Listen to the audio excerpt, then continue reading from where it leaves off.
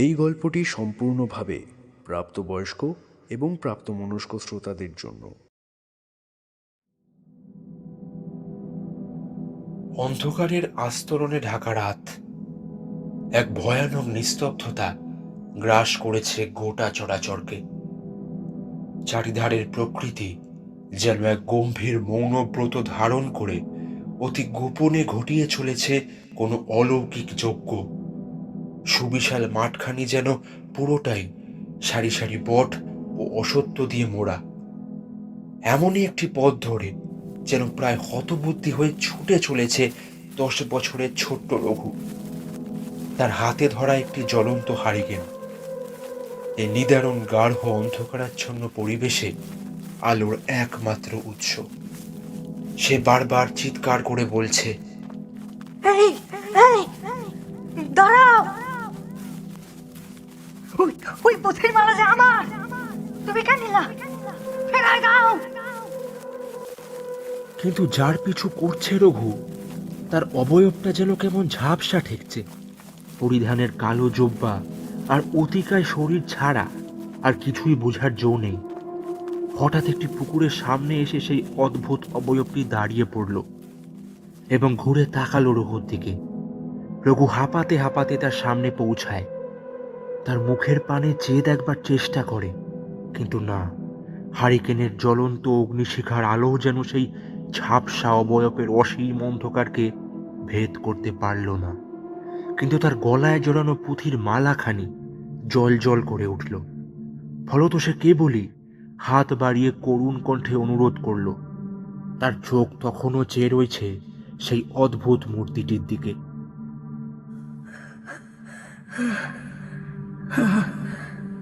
আমার মালাখান ফেরত। কিন্তু পর মুহূর্তেই চারিদিকের নিস্তব্ধতাকে বিদীর্ণ করে কে যেন তাকে উপহাস করে বলে উঠল, অতীতের অন্তরাল হতে ভেসে ওঠে এক নীরব বাণী, ভবিষ্যৎকে ডাকে সে নিজের হতে টানি। এরপর রঘু দেখল সেই অদ্ভুত অবয়বটির হাতে উঠে এসেছে একটি রিভলভার। হারিকেনের হলদেটে আলোয় তার ধাতব শরীর ঝিলিক দিয়ে উঠল। তারপরই এক কান ফাটানো আওয়াজ।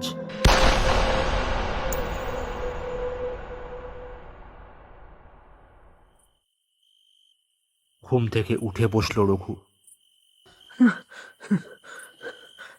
আবার সে স্বপ্ন। এই স্বপ্ন দেওয়ানের মানে কি? রোজ রোজ একই স্বপ্ন কেন দেখি? কে ওই লোক? কি চায় আমার থেকে? আমার এই পুঁথির মালা? হ্যাঁ, পুঁথির মালা নাকি আমারই কিছু বোঝাতে চায়? এবার শুরু হচ্ছে চার দেওয়ালে বন্দির দ্বিতীয় এবং অন্তিম পর্ব। আগের পর্বে কি হয়েছে একটু ছোট্ট করে বলে দিই। রঘু একজন 16 বছরের ছেলে, ডাকাত দলের সদস্যও বটে। সেই বা ঠিক করে সে তাদের ডাকাত দলের সর্দার নিজেই হবে, এবং তার জন্যে সে গ্রামের জমিদার বাড়িতে ডাকাতি করার সংকল্প নেয়। জমিদার বাড়িতে লাঠিয়াল বাহিনীকে সামলে যখন রঘু জমিদার বাড়ির কোষাগারে ঢুকে পড়ে, তখন সে লক্ষ্য করে যে ভেতরটা একটা সাধারণ মধ্যবিত্ত বাড়ির মতোই লাগছে। সেখানে সোনা দানা বা চুরি করার মতো তেমন কিছুই নেই। এমন সময় একজন বৃদ্ধ ভদ্রলোক একটি চেয়ারে বসে আছে সে লক্ষ্য করে, এবং সেই বৃদ্ধ ভদ্রলোকটি তাকে ডেকে আরেকটি চেয়ারে বসতে বলে। এবং রঘু অবাক হয়ে যায় যে এই বৃদ্ধ ভদ্রলোকটি তার নাম জানল কি করে।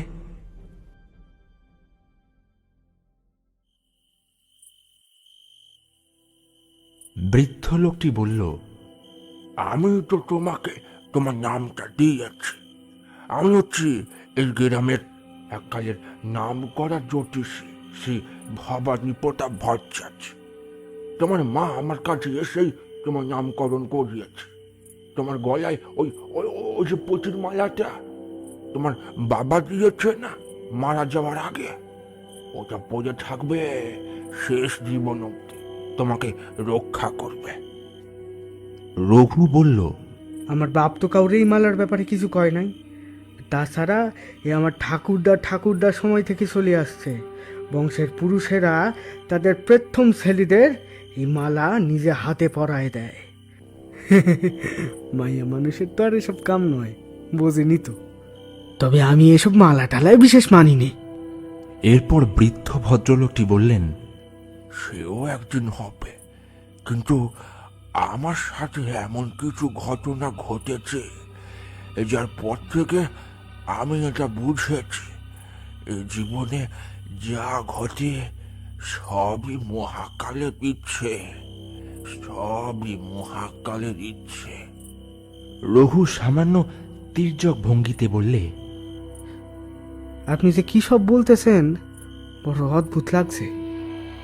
বৃদ্ধ লোকটি একটু হেসে বললে,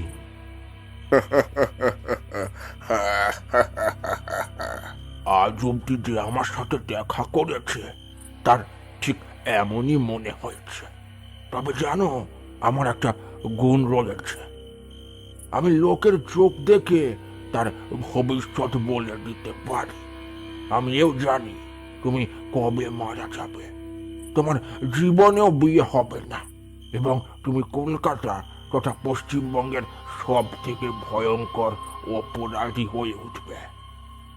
রঘু সামান্য বিরক্তির সুরে বলল, তখন থেকে কি সব উল্টাপাল্টা বকতেছেন কোন তো? এসবের কোনো মানে হয় না। বৃদ্ধ লোকটি তীক্ষ্ণ দৃষ্টিতে রঘুর দিকে তাকিয়ে বলল, তাহলে আজ রাতটা আমার বাড়িতে থেকে যাও না, তোমার ভবিষ্যতের জীবন কাহিনী শুনতে চাও আমার কাছে? রঘু অনেকটা বিরক্ত এবং কিছুটা আশ্চর্যচকিত হয়ে বলল, বেশ, কি কইবেন কোন তাহলে? বৃদ্ধ লোকটি বললে, 1946 সালে অর্থাৎ পরের বছরে তোমার প্রথম সফল ডাকাতি ঘটবে। নামকরা মল্লিক জমিদারের বাড়ি থেকে 20,000 টাকা এবং অগণিত মোহর চুরি করে আনবে। সারা গ্রামে এই চুরির ঘটনা ছড়িয়ে পড়বে লোকের মুখে মুখে।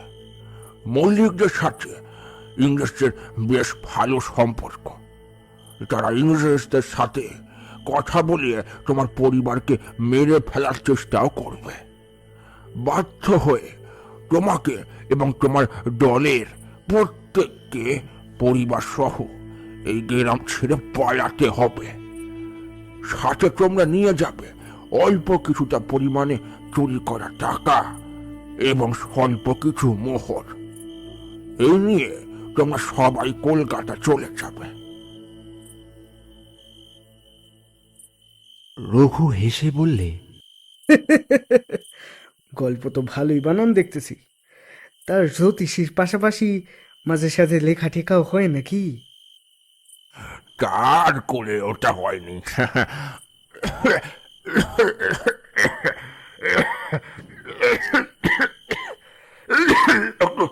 একটু জল রেখে একটু জল দাও তো।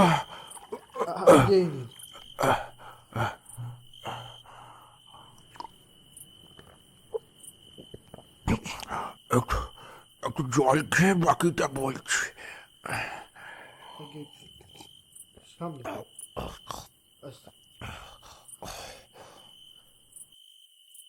বৃদ্ধ লোকটি সামান্য গলা খাকড়ে নিয়ে তারপর আবার বলা শুরু করল,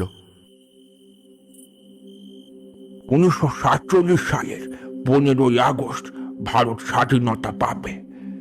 স্বাধীনতার পর তোমাদের দল আগের মতোই ডাকাতি চালিয়ে যাবে। স্বাধীনতার পরে কলকাতা তথা গোটা ভারতবর্ষ একটা খুব কঠিন সময়ের মধ্যে দিয়ে চলে। চারিদিকে অশান্তি, লড়াই এবং দাঙ্গা লেগেই থাকবে। আইন কানুনের অবস্থা প্রচন্ড খারাপ এবং চারিপাশে অপরাধের সংখ্যা বাড়ছে। তোমাদের দলে নতুন সদস্য বাড়ছে, আবার পুরনো সদস্য কমেও যাচ্ছে পুলিশের গুলিতে। সরকার তোমাদের ধরবার জন্য 10,000 টাকা পুরস্কার ঘোষিত করেছে। 1950-55 সাল অবধি তোমাদের দলের রাজত্ব চলে কলকাতাতে। তবে এবার পুলিশের সাথে সাথে আর একটা বাধা সৃষ্টি হলো। কলকাতাতে মাফিয়াদের জন্ম হওয়া আরম্ভ হলো। তারা কলকাতাতে আন্ডারওয়ার্ল্ড থেকে পুরো রাজ্যটাকে রাজত্ব করতে শুরু করল। 1960 সাল আসতে আসতে তোমার অনেক বন্ধু ও সদস্য মারা যায়। তখন তুমি একা প্রায়।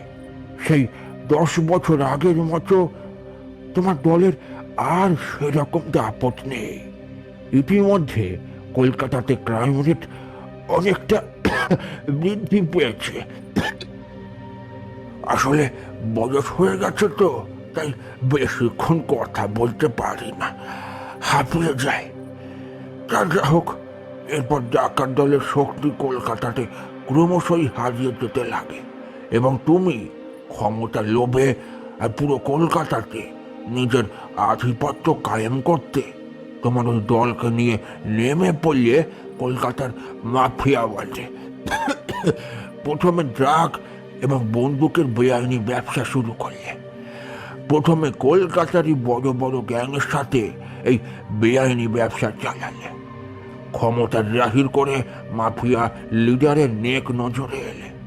আস্তে আস্তে হয়ে উঠলে বিশ্বস্ত অংশীদার এবং অবশেষে হাতে পেলে সেই ক্ষমতা। একা হাতে ধরলে এই বিশাল কর্মকাণ্ডের রাস। ধীরে ধীরে তুমি তোমার ব্যবসা বড় করলে। কলকাতার বাইরে বিহার এবং বোম্বের ড্রাগ লর্ড অর্থাৎ মাদক দ্রব্য পরিচালককারীদের সাথে ব্যবসা আরম্ভ করলে। প্রতিপত্তির চূড়ায় উঠলে তুমি। তোমার দলের আন্ডারওয়ার্ল্ডে ভালো নাম হলো, কিন্তু তোমার এই বাড়তি জনপ্রিয়তা কলকাতার বড় বড় মাফিয়াদের পছন্দ হবে কেন? তোমার কারবার তাদের ব্যবসাকে গুরুতরভাবে ক্ষতি করছে। যে একদিন কলকাতার অন্যান্য মাফিয়া দলেরা মিলে তোমার দলকে কলকাতার বুক থেকে মুছে ফেলার এক নোংরা ষড়যন্ত্র করল। পুলিশের কাছে তারা তোমার দলের গোপন তথ্য প্রমাণ সহ ফাঁস করে দেয়। বাকি মাফিয়া দলের মাথারাই এই কাজ করে। পুলিশ এসে পৌঁছায় তোমাদের গোপন ডেরায় এবং তোমরা পালাতে চেষ্টা করলেও কোনো লাভ হয় না।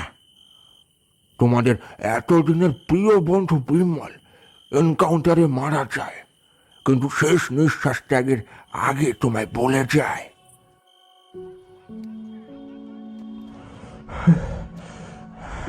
আমরা জীবনে অনেক পাপ করেছি রে ভাই, কিন্তু তুই কথা দে তুই আর কোনো পাপ করবি না।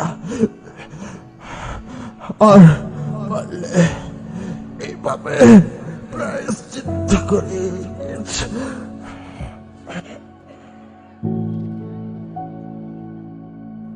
জেলে তোমার উপর প্রচন্ড অত্যাচার হয়। তুমি যখন জেলে কোনো মতে জীবন চালাচ্ছ, তখন একদিন খাওয়ার সময় দুজন নকশাল পন্থীর সাথে তোমার আলাপ হয়। অজয় নামক একজন তোমার দিকে তাকিয়ে বলল, মাই গুডনেস, আপনি রঘুবর বিশ্বাস না? কলকাতার মাফিয়া সিন্ডিকেটের কর্তা ধর্তা বিধাতা। তা হঠাৎ ধরা পড়লেন কি করে মশাই? দিলীপ নামক অপর ছেলেটি বলল, হ্যাঁ, আপনার দল আর আপনার নাগাল পাওয়া তো প্রায় ইম্পসিবল ছিল। তুমি যথেষ্ট বিরক্ত হলেও আস্তে আস্তে তোমার জীবনের তিক্ত কাহিনীর অভিজ্ঞতা তাদের দুজনকে শোনাও। সব শুনে দিলীপ নামক ছেলেটি বললে, স্যার, আপনি আমাদের সঙ্গে কাজ করুন, আমাদের আন্দোলনে সামিল হন। এই করাপশন রাজ আমাদের এই শহর তথা এই রাজ্য এবং দেশ থেকে সমূলে উৎপাটিত করতে হবে।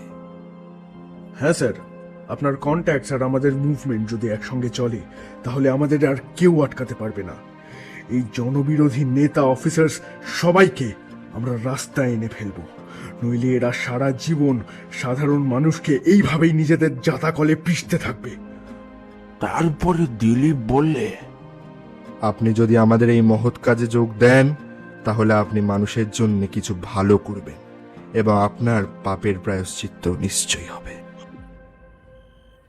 তুমি তারপর অনেকক্ষণ ভাববার পরে ঠিক করো যে তুমি নকশাল আন্দোলনে যোগ দেবে।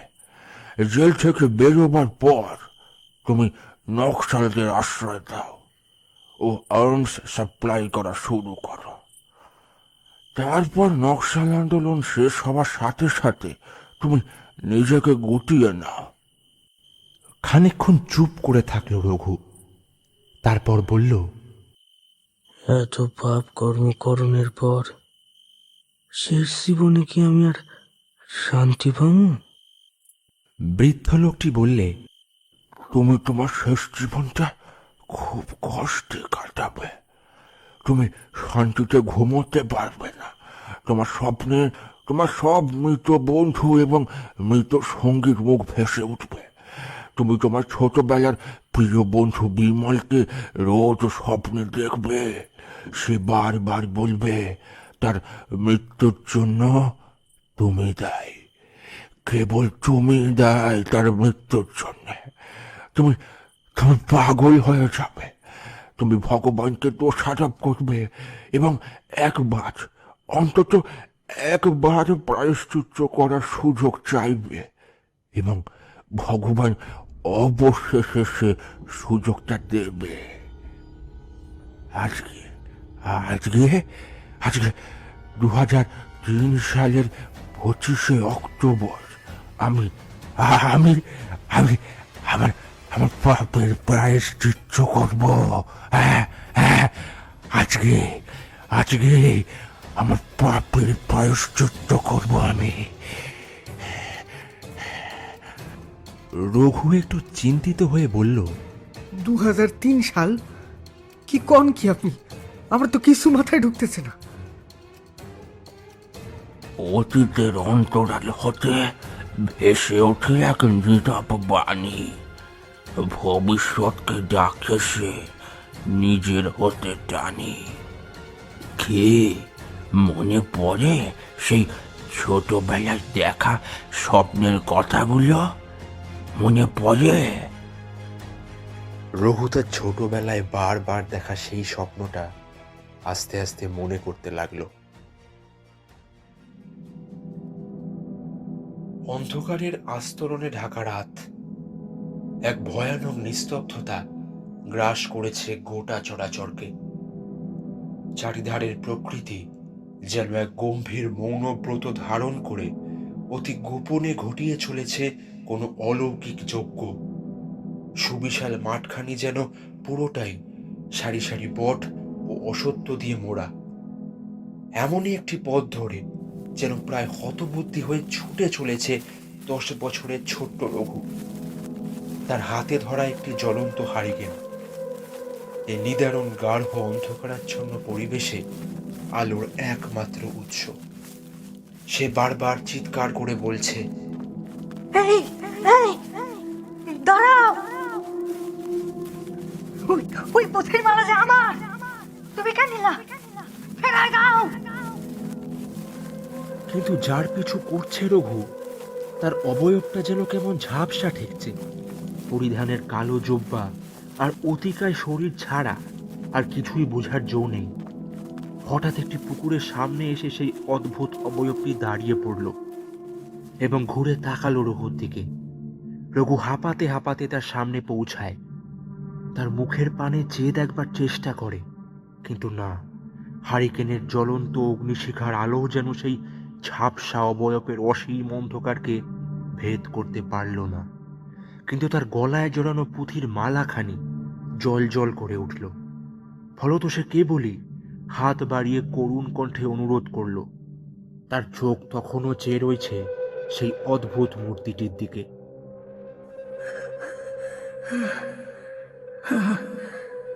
আমার মালাখান ফেরত। এরপর রঘু দেখল সেই অদ্ভুত অবয়বটির হাতে উঠে এসেছে একটি রিভলভার। হারিকেনের হলদেটে আলোয় তার ধাতব শরীর ঝিলিক দিয়ে উঠল। তারপরই এক কান ফাটানো আওয়াজ।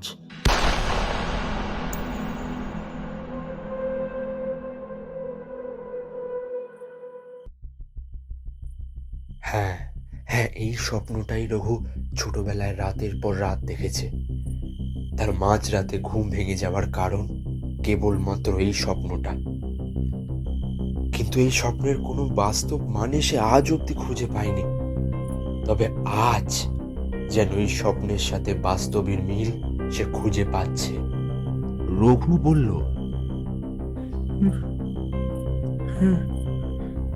কালের চাকা যখন উল্টো পানে ধায়, কাল সীমানার গণ্ডি সে লহমায় পেরোয়। ভাঙবে যখন মহাকালের যুগান্তরের গণ্ডি, শেষ বেলায় থাকবে সে চার দেওয়ালে বন্দি। বৃদ্ধ লোকটি এবার তার গলা থেকে কিছু একটা নামিয়ে রেখে রঘুকে সেটা দেখিয়ে বললে, এ দেখো, তোমার বাবা মারা যাবার আগে দেওয়া সেই পুঁথির মালা। এই মালা আমাকে রক্ষা করে রেখেছে এতগুলো বছর ধরে। আমি তো রঘু, তোমারই ভবিষ্যৎ আমি। আমার চিনতে পারছো না? বৃদ্ধ লোকটি তার পা চেয়ারের ওপরে তুলে দেখালো। তার পায়ে প্রচুর কাটার দাগ, আহত হওয়ার চিহ্ন। তার হাতে দেখালো অনেক জায়গা ছড়ে গেছে, কেটে গেছে প্রচুর জায়গা। বৃদ্ধ লোকটি এবার বললে, এই যে কাটা দাগ দেখছো, জেলে আমাকে পুলিশেরা মেরেছে, প্রচন্ড অত্যাচার করেছে, প্রচন্ড অত্যাচার করেছে জেলে। রঘু ভয়ে ভয়ে বললে, কি বলতেছেন আপনি? এ সম্ভব নয়, এ সম্ভব নয়। এবার বৃদ্ধ লোকটি বলে উঠল, আমারও তাই বিশ্বাস ছিল, কিন্তু আজ রাতে যখন তুমি ঘরে ঢুকলে, আমি ভাবলাম আমার বাড়িতে কোনো চোর ঢুকেছে। তাই আমি আমার রিভলভারটা বার করে নিলাম। কিন্তু তোমার গলায় সেই পুঁথির মালা, সেই এক গলা, সেই একই নাম। আমার আর তোমায় চিনতে কোনো ভুল রইল না। ভগবানকে আমি কোনো কালে তেমন করে বিশ্বাস করিনি, কিন্তু সে আছে, সে আছে, সে আছে। সে আমাকে আমার ভুলটা শোধরানোর আজ একটা সুবর্ণ সুযোগ দিয়েছে, যা আমি কোনো মতেই হাতছাড়া করব না, করব না, কোনো মতেই হাতছাড়া করব না। রঘু একটু ঘাবড়ে গিয়ে বলল, কি ভাট বকতেছেন? এটা 1945 সাল। বৃদ্ধ লোকটি বললে, ওখানে ক্যালেন্ডার রাখা আছে, ওখানে দেখে নাও। গ্রেগরিয়ান ক্যালেন্ডার মতে এটা 2003 সাল এবং বাঙালি ক্যালেন্ডার মতে এটা 1410 সাল। রঘু মুখ ঘুরিয়ে দেখল, সত্যি ক্যালেন্ডারে 2003 সাল স্পষ্ট লেখা আছে।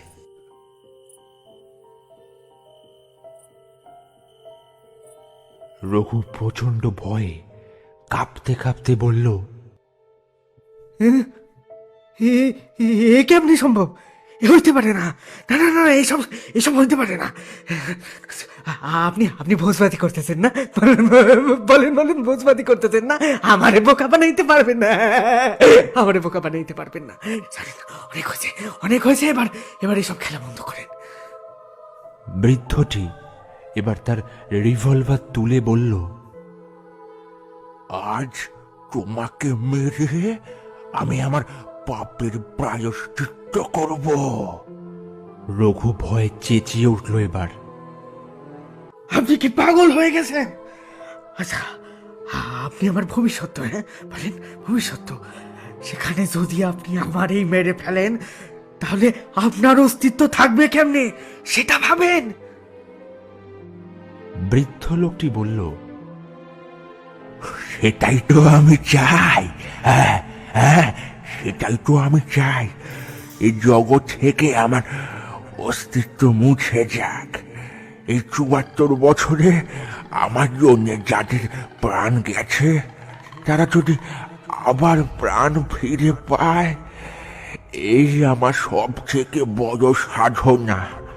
তোমায় মেরে আমি আমার অতীত পাল্টে দেব। হ্যাঁ, সম্পূর্ণভাবে পাল্টে দেব আমার অতীত। আমি একা এই মায়া জালে সারা জীবন কাটিয়ে দেব। আমি আমি এই ৪ দেওয়ালে বন্দি হয়ে থাকবো। এই ৪ দেওয়ালে বন্দি হয়ে থাকবো আমি। বৃদ্ধ লোকটি রিভলভারটা রঘুর দিকে তাক করে গুলি চালাতে যায়। ঠিক তখনই রঘু সেই বন্দুকটা ছিনিয়ে নেওয়ার চেষ্টা করে। ইতিমধ্যেই তাদের দুজনের মধ্যে ধস্তাধস্তি লেগে যায়।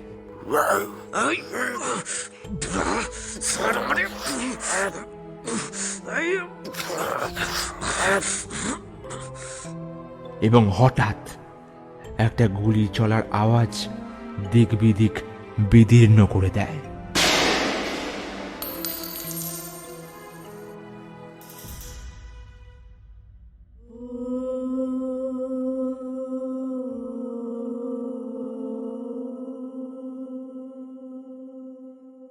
আমাদের মন সর্বদাই ফেলে আসা অতীত কিংবা আগামী ভবিষ্যতের চিন্তনেই বিচরণ করে। আচ্ছা ভাবুন তো, কোনোদিন সত্যি যদি এই অতীত কিংবা ভবিষ্যৎ আমাদের মুখোমুখি এসে দাঁড়ায়, তখন? শুনছিলেন কল্পদীপ সেনগুপ্তর কলমে ৪ দেওয়ালে বন্দির ২য় এবং অন্তিম পর্ব। আরে দাঁড়ান দাঁড়ান, গল্প শেষ তাই চলে যাচ্ছেন? তা তো হবে না।